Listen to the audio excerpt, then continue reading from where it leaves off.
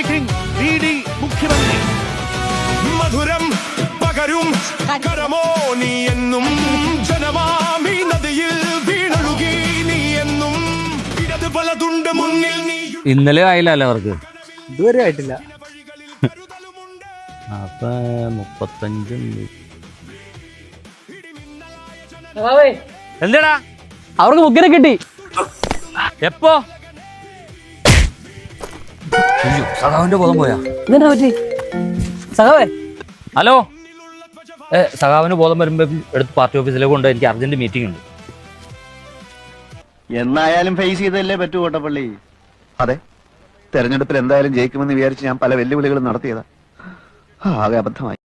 യവന്മാരെ തോപ്പിക്കാൻ ദിവസവും നാടുനീളെ ഹർത്താലും ബന്ദ് സംഘടിപ്പിക്കണം. തൊഴിലാളികളെ മുഴുവൻ സമരരംഗത്തിറക്കണം. അനന്തൻ സഖാവേ, പഴയതുപോലെ അനാവശ്യ കാര്യങ്ങൾക്ക് സമരം ചെയ്യാൻ തൊഴിലാളികളെ കിട്ടില്ല. വിദ്യാർത്ഥികളാ നല്ലത്.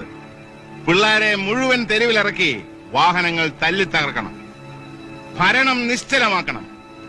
അങ്ങനെ ഒരു നിമിഷം പോലും ദിവാകരനെ സ്വസ്ഥമായി ആ കസേരയിലിരിക്കാൻ അനുവദിക്കരുത്.